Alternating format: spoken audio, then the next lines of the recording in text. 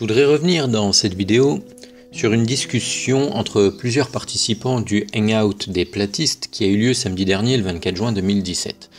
Cet échange concernait l'état de l'eau dans l'espace. Tout d'abord, un des participants exposait son interrogation. Je vous propose de l'écouter. Là, c'est ça, il a isolé de l'eau dans une espèce de seringue. Je ne sais pas si c'est en plastique ou en verre. Mais par contre, regardez, comme vous pouvez voir, l'eau se met à bouillir. Juste en retirant la pression. Ben oui. Mais par contre, elle n'est pas chaude. C'est juste qu'elle bout. Et ça, il fait juste retirer de la pression. L'eau n'est pas dans un environnement où est-ce qu'elle n'a pas de pression. Là, en ce moment, elle en a juste moins. Tout ce que je veux dire, c'était comment se comporterait l'eau dans l'espace si on dit que dans l'espace, il n'y a pas de pression. Là, on voit comment elle se comporte quand il y en a juste moins. Mais s'il n'y en a pas, comment l'eau dans l'espace ferait pour être aussi stable? Ou ferait pour, je ne sais pas comment dire, se maintenir dans l'organisme biologique des corps des acteurs en tout cas des gens qui sont sur l'ISS. Exactement. C'est simplement ça. Je veux dire, on peut voir ça sur Terre. On enlève de la pression, on enlève de l'air. Et il me semble que ça devrait tout de suite nous dire que le corps humain n'est pas fait pour être dans l'espace ou ne devrait pas si ça existe. Et l'espace est impossible. Et l'ISS est impossible aussi juste par l'eau. L'espace et l'ISS sont donc impossibles juste par l'eau. C'est ce qu'il dit. Si la question posée avait été de savoir ce que devient l'eau, si elle se trouve dans l'espace, c'est-à-dire un milieu sans aucune pression, cela aurait été très intéressant d'y répondre. Je le ferai certainement dans une autre vidéo. Mais la question posée par l'interlocuteur est en fait de savoir comment les astronautes de l'ISS peuvent subsister étant donné que l'eau se vaporise s'il n'y a pas de pression. Le fond de sa question, c'est plutôt ça si je comprends bien.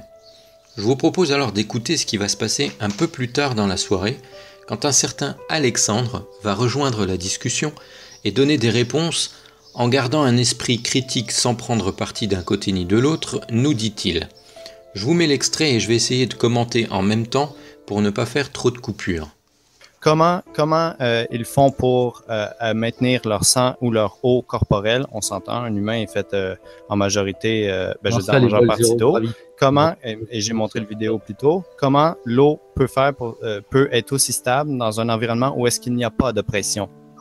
Il y a de la pression. Pour que tout ça, pour que l'ISS soit là, que tu crois en partant que l'ISS soit là, tu dois d'abord croire que tout ce que je viens de te dire, c'est de la pure foutaise. Donc il repose la question. Mais enfin, il y a un truc qui m'interpelle, c'est dans l'ISS, elle est pressurisée. Alexandre répond. C'est pas le vide dans l'ISS.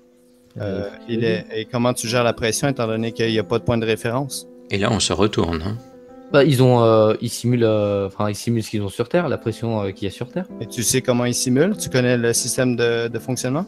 Alors là, je t'invite directement à te diriger vers la chaîne. Comment elle s'appelle? Il a fait une vidéo. Tout est expliqué, je crois que c'est lui. Donc Alexandre a bien répondu. Effectivement, l'ISS est pressurisé. Et du coup, l'interlocuteur, il sait plus trop quoi dire. Mais comment ils font? Ça veut dire qu'ils ont absolument pas cherché. Ils savent pas comment marche l'ISS, mais ils la critiquent en disant que ça n'existe pas. Il parle de l'ISS pendant 11 minutes et 19 secondes et il explique de A à Z. Donc Alexandre va les diriger vers la chaîne de Stardust.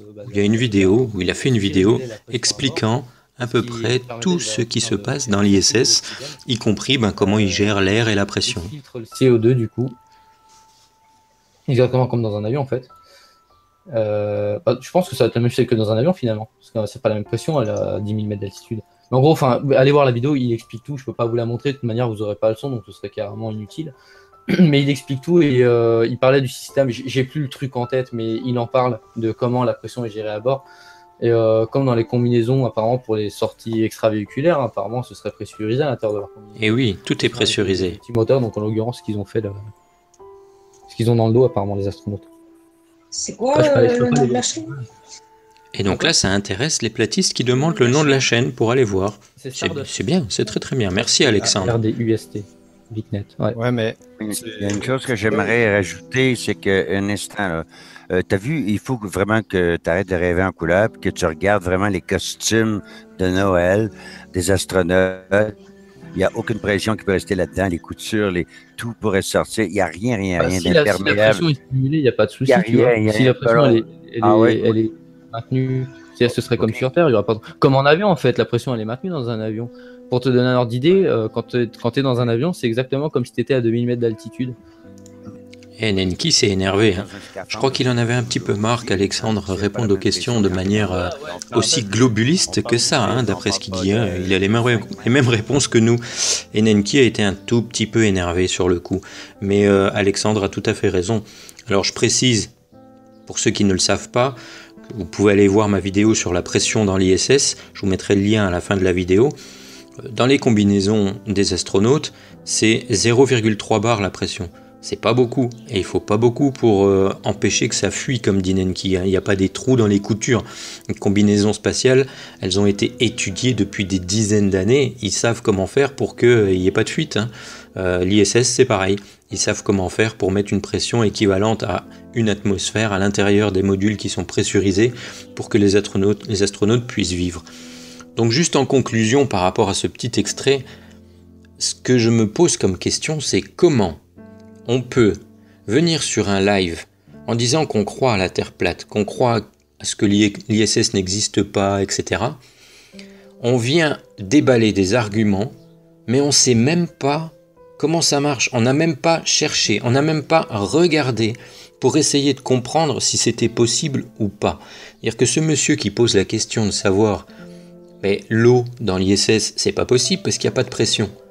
Il ne sait même pas qu'il y a de la pression dans l'ISS, qu'on arrive à faire des cabines pressurisées, que ce soit dans l'espace ou que ce soit dans l'eau, les sous-marins qui vont très profond, c'est pressurisé et on arrive à réguler tout ça.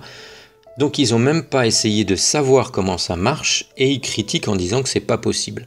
Et ça me met hors de moi, parce que quand on cherche pas les infos, c'est sûr qu'on peut pas apprendre, on peut pas se cultiver, on peut pas s'empêcher de dire des bêtises plus grosses que soi. Enfin voilà, c'était mon deuxième petit élément, ma petite pièce d'or du hangout du 24 juin, et je vous promets qu'il y en a plein d'autres comme ça sur la durée de la vidéo. Allez, ciao!